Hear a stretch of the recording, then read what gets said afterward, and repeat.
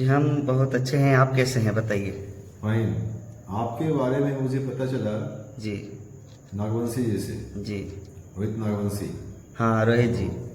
रोहित जी उन्होंने बहुत अधिक अध्ययन किया है और कुछ ही दिन पहले उनसे अपना पॉडकास्ट बना था, वीडियो डिस्कशन हुआ था ना, तो उन्होंने आपको बारे में डिटेल दिया, कनेक्ट हुए हम लोग जी ना। तो आप जो है झारखंड के पाकुड़ डिस्ट्रिक्ट से। जी जी पाकुड़ से हैं जी। पाकुड़ तो बहुत रिमोट एरिया है, बिहार और झारखंड के दोनों बॉर्डर ये है बहुत ना? आउटर एरिया है, मतलब आपका यहाँ का मतलब कि अब बहुत लोग नहीं जानते हैं इस जिले को। पाकुड़ भी कोई जिला है, जब किसी को बताया जाता है कि साहेबगंज राजमहल तब कोई जानता है कि हाँ पाकुड़ है। अच्छा। नहीं, क्योंकि पहले ये साहेबगंज जिला ही था। तो साहेबगंज डिस्ट्रिक्ट में जो हाँ साहेबगंज डिस्ट्रिक्ट से वो फिर कट करके बना है। उस समय लालू यादव थे, अच्छा उसी समय बना है। अच्छा। तो पाकुड़ जिले में जो है, जहाँ पे मैं समझता हूँ ये पहाड़ी इलाका है और हिंदू मुस्लिम में बहुत तो ratio डिफरेंस है। है। रेशियो यहाँ का पाकुड़ डिस्ट्रिक्ट का मतलब 60-40 का रेशियो है आपका। हाँ 40% मोहम्मदन्स हैं। नहीं नहीं नहीं, से 40% आपके हिंदू हैं। अच्छा 40% हिंदू हैं। हाँ, क्योंकि बंगाल बॉर्डर के करीब है एकदम। अच्छा। आपका मुर्शिदाबाद धुलियान जो है हाँ कम से कम यहाँ से 11 किलोमीटर है। तो वहाँ से माइग्रेट हो गया है, तो बांग्लादेशी हैं कि ओरिजिनल इंडियन है वो लोग? हम नहीं, वो लोग तो बहुत सारे बांग्लादेशी भी हैं हाँ। और इंडियन भी हैं। तो बहुत लोग अब क्या जैसे कह लीजिए कि लगभग बांग्लादेशी ही लोग बहुत हैं। अच्छा, अपने समाज की क्या संख्या वहाँ होगी? यहाँ पर ज़्यादा कुछ नहीं है, हम बस 2-4 घर हैं और कोई नहीं। हाँ हाँ पूरे जिले में? जिले में, पूरे जिले में। तो फिर आप वहाँ कैसे पहुँच गए? हम लोग यहाँ के नहीं, हम लोग यहाँ यूपी के, उत्तर प्रदेश।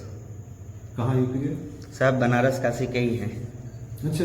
हाँ, बस दादाजी के पिताजी थे नाथूराम। अच्छा परदादा हाँ नाथुराम। नाथूराम तिवारी। अच्छा नाथुराम तिवारी लिखते थे? अच्छा। वो तिवारी लिखते थे। नाथूराम तिवारी जो थे वही आए हुए थे आपका पाकुड़, मतलब बिजनेस के पर्पज से। बनारस का पान किसी ने यहाँ देखा नहीं था उस समय। अच्छा। तो नाथुराम तिवारी जी उस जमाने में वाराणसी से वहाँ पहुँचे और वो पान का काम करते थे। हाँ, पान का काम करने के लिए आए हुए तो थे। जो आपके परदादा स्पेशली यहाँ की जो रानी थी, रानी अच्छा हाँ। तो उनके ही दिशा निर्देश पे आए हुए थे। रानी ज्योतिमय थी। कौन थी? ज्योतिमय? हाँ रानी ज्योतिमय देवी। अब हैं कि नहीं वो लोग? हाँ यहाँ की जमींदार थी वो। अच्छा तो उन्होंने बुलाया उनको? हाँ मतलब बहुत उनका योगदान रहा और कह सकते हैं वो बहुत अच्छी महिला थी। वो यहाँ की रानी माँ के नाम से है, रानी माँ हम लोग बोलते हैं। और दादा लोग कहते थे अपने पिताजी लोग के सब, मतलब छोटे छोटे थे उन लोगों ने देखा होगा। उनका मतलब दयालु हृदय था बहुत। मतलब आप कलकत्ता में सुने होंगे रानी रासमणी के बारे में, जिसके द्वारा दक्षिणेश्वर मंदिर प्रतिष्ठा किया गया है। उन्हीं के कैटेगरी के मतलब कि उनके ही तरह की नेचर रखती थी ये असल में। हाँ रानी ज्योतिमय पांडे थी। वो तो आज के उनके वंशज होंगे? नहीं, वंशज इनके नहीं है कोई। हाँ उन्होंने अपने प्रजा को ही जो है अपने संतान तुल्य ही सबको माना है और बहुत लोगों को उन्होंने जमीन भूदान किया, जिससे आज बहुत सारे लोग हैं जो माइग्रेट करके आए हुए थे या उन्होंने उनके दिशा निर्देश पर थे। अच्छा मैं बताइए, नाथुराम जी आपके जो परदादा थे उनके उनके पहले परदादा के पहले उनको भी जानते हैं कुछ नाम उनका? वो हनुमान प्रसाद तिवारी। वो लोग सब तिवारी लिखते थे? तिवारी लिखते थे, हनुमान प्रसाद तिवारी। उसके बाद वो थे उसके उनके पिताजी हुए सत्यनारायण तिवारी, लक्ष्मी नारायण तिवारी। नाथुराम तिवारी जी के पिताजी हुए हनुमान प्रसाद तिवारी। हनुमान प्रसाद तिवारी जी के पिताजी लक्ष्मी नारायण तिवारी। लक्ष्मी नारायण तिवारी। हाँ उसके आगे का याद नहीं है हम लोग को। तो कहीं ने वंशावली तो वाराणसी में कहीं रखी होगी ना पंडित जी? अब उनके पास हो सके तो मिल जाए, क्योंकि हमारा लगभग 1929 में इनका आना हुआ और लगभग समझिए कि आज 100 वर्ष होने ही चला है। तो वहाँ से आए हुए थे बिजनेस पर्पज से। उस समय यहाँ की स्थिति समझिए कि एकदम बीहड़ इलाका था, जंगल ही था और कुछ नहीं था। बस लगभग आपका जो हम लोग जिस जगह पे रह रहे हैं हाँ, अभी तो हाँ। बहुत डेवलप हो गया।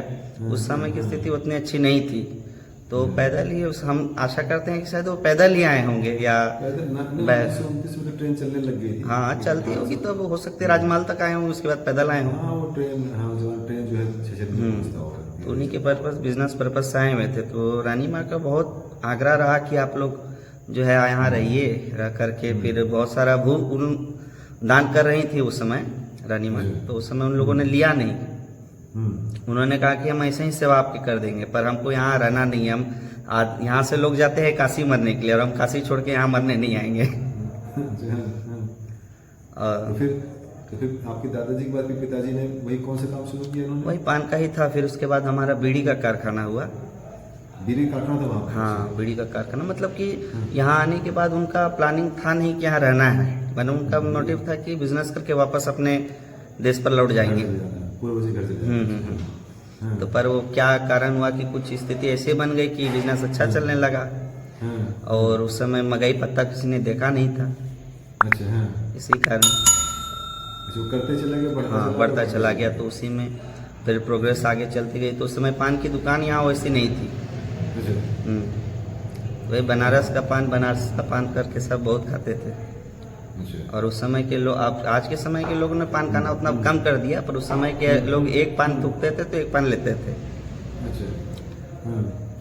तो वही थे। वहाँ से फिर स्टार्ट होते होते फिर आया। फिर हमारे दादाजी थे, उनके पिताजी हमारे परदादा, फिर वो 3 भाई हुए, महावीर, जदुवीर और यदुवीर। फिर वो लोग चौरसिया लिखते थे। अच्छा, वो लोग चौरसिया लिखने लगे? लोग चौरसिया लिखने लगे। अच्छा।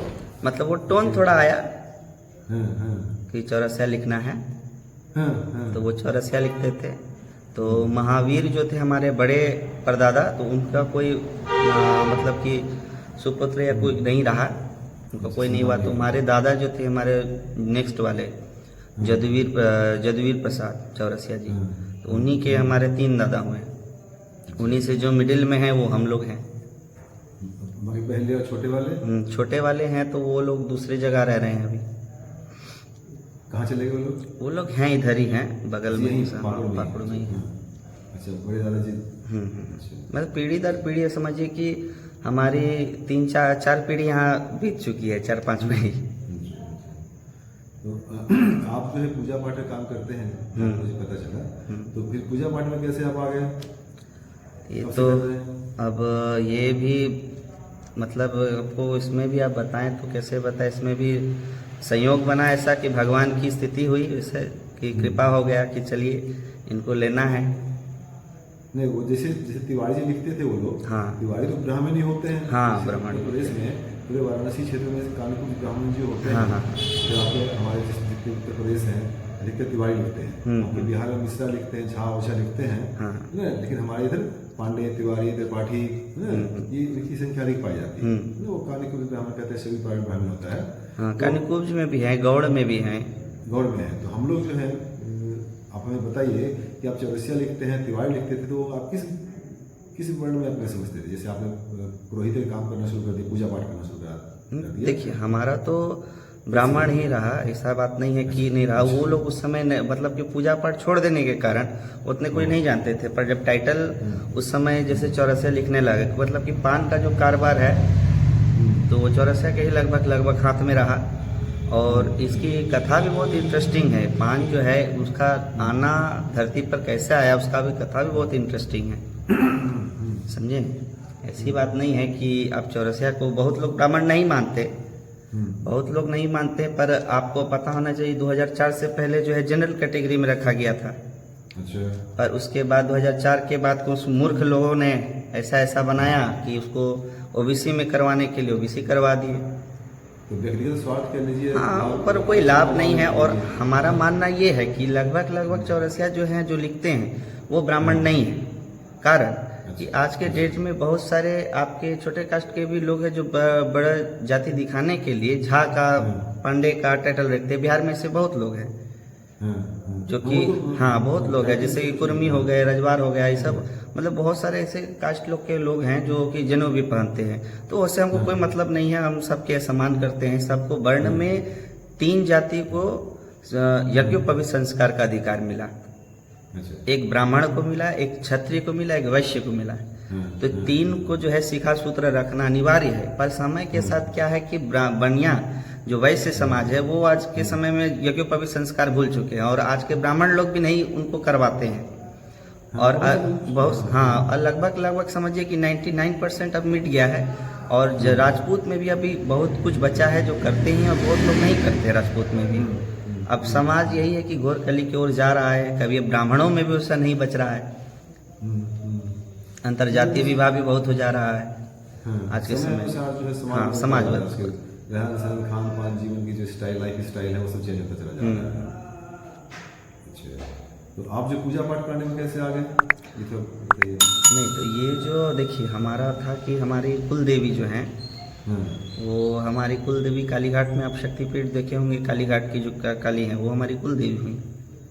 कालीघाट? हाँ, कालीघाट में जो है वो हमारी कुल देवी है। उनका मतलब वो हमारी कुल देवी हैं। और एक माँ दुर्गा भवानी है वो, और शंकर पार्वती और बरम गोसाई। यहाँ पर बरम बाबा को नहीं जानते हैं बहुत लोग, क्योंकि यहाँ बरम गोसाई को कोई नहीं जानता। बरम गोसाई हमारे उधर के ही हैं। यूपी साइड आपको बिहार साइड में ही मिलेंगे बरम बाबा, इधर नहीं मिलते। तो ये 5 देवता जो हैं हमारे घर के कुल देवी देवता हैं। और ब्रह्म जो रहते हैं वो सबके घर में ब्रह्म नहीं रहते हैं। यज्ञोपवीत संस्कार होने के बाद जो किसी भी मतलब कि बालक के कोई भी रहता है उसकी मृत्यु हो जाती है तो वो ब्रह्म बन जाते हैं। तो उसी प्रकार हमारे घर में हुआ होगा, किसी का यज्ञोपवीत हुआ, उसके बाद उसकी मृत्यु हो गई तो वो हमारे घर के ब्रह्म हो गए। उनका पूजा आज भी होता है सावन में होता है और चैत्र में होता है, जिसमें बलि भी पड़ता है। और मेन है हम लोग शाक्त संप्रदाय से ही हैं। हिंदू धर्म में 3 संप्रदाय शिव हो गए, शाक्त हो गए, वैष्णव हो गए। तो हाँ, तो वैष्णव और वैष्णवों में बलि प्रथा नहीं है और हमारे में जो शाक्त है उसमें बलि प्रथा है। और ये आप जो मंदिर देख रहे हैं ये हमारी ग्राम देवी का मंदिर है।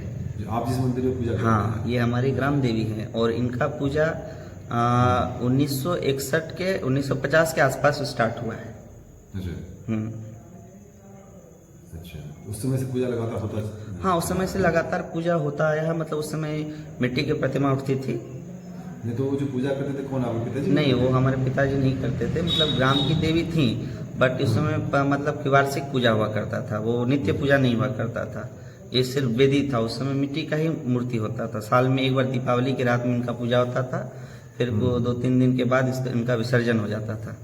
नहीं तो गांव में जो है किस बिरादरी के लोग रहते हैं आपके गांव में? हमारे गांव में हिंदू भी हैं, मुसलमान भी हैं। नहीं, हिंदू के मुसलमान नहीं, हिंदू जो हैं किस बिरादरी के लोग रहते हैं? यहाँ मिक्स है सब, सभी हाँ, सभी जाति के लोग हैं। मतलब कि धोबी में मिलेगा आपको 1-2 घर। हाँ, मतलब सभी जाति के लोग हैं लगभग। लेकिन आप पूजा पाठ जो होता है, प्रोसेस होता है, वो सारा आप ही करते हैं? हाँ, सारी हम ही करते हैं। इस मंदिर का जितना भी कार्यभार है और 2013 में इनका प्रतिष्ठा हुआ, प्राण प्रतिष्ठा हो गया। मतलब उसके पहले जो होता था सब नॉर्मल ही पूजा होता था और मूर्ति बनता था, उसके बाद विसर्जन हो जाता था।